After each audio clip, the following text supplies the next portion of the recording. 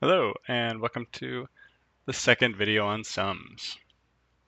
All right, we're going to go over a slightly more complicated sum this time. Here I have my sigma notation again. This time you can see I'm going to just make things easy for future me and start counting from 0, because we're going to program this in a little bit. I'm going to go from 0 to 4, and I'm going to sum this quantity 2i plus 1. And I just want to work through this example with you, then we'll code it up, and then I'll give you an assignment which will be similar to this, where you get to do one on your own. Okay, so the first thing I'm going to do is just to help visualize this, I'll say I'm going to be adding up 2 times 0 plus 1, 2 times 1 plus 1, 2 times 2 plus 1. I'm glad I didn't go to 10. 0, 1, 2, 3, 4. So one more. 4 plus 1. All right, and I'm going to add all these things up. And that'll be the sum of 2i plus 1 from 0 to 4. Let's see, that's a 1, that's 2, that's 3, 4, 5, 7, 8, 9. So now I have to add 1 plus 3 is 4, 9, 16, 25. All right, that's the sum of 2i plus 1 from 0 to 4. Now let's go ahead and code this up and see if we can do this automatically. Ooh, sweet fade in. Okay.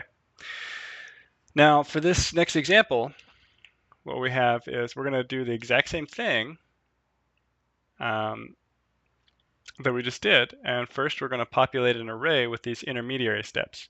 So I'm going to go through and do a for loop and just loop over from I equals 0 up to I equals 4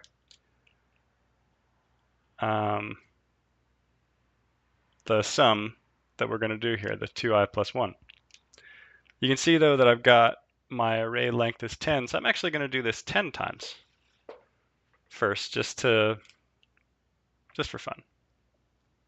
Okay, so here I'm just populating my array, and I'm going to have this array be by itself. You know, it's nice to actually see what you're trying to do before you try and code it. So I'm writing in a comment of the little equation that I'm going to use, and now I can look at the comment and say, oh, okay, that's actually exactly how I want to code it.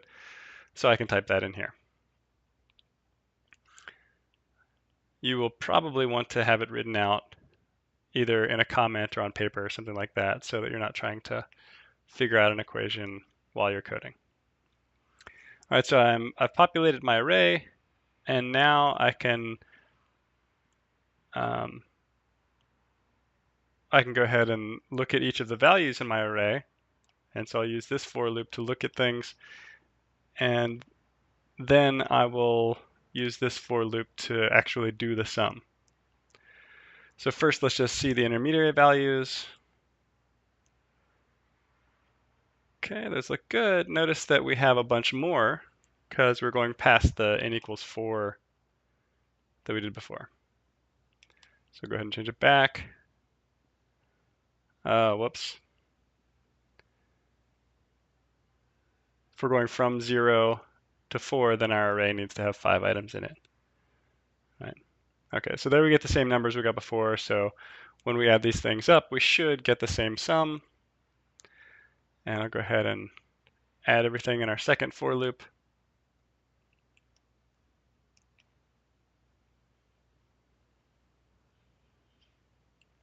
Okay, I'm just doing this the long way because this is really more about the math. This isn't about programming, but it will be. And let's take a look at the final value.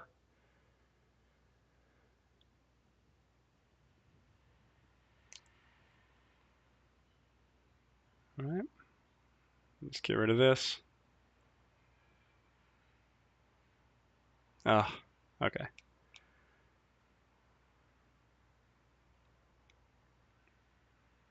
Great, we got 25, just like we hoped we would. All right, so this example is very similar to what I'm going to ask you to do for your practice problem. you should not have to change very much. Really, you should just be changing the thing that you're summing, right? The thing in that parentheses there. And everything else pretty much can stay the same. All right, and for a little practice for sums and writing a program to keep track of things, let's go ahead and do something like this for an assignment. We'll say 4i plus 2, and we'll go from I equals 0 to 3. So we don't have to do too much repetition here. I'm going to say first you'll want to do it by hand, and then you'll want to code it up. And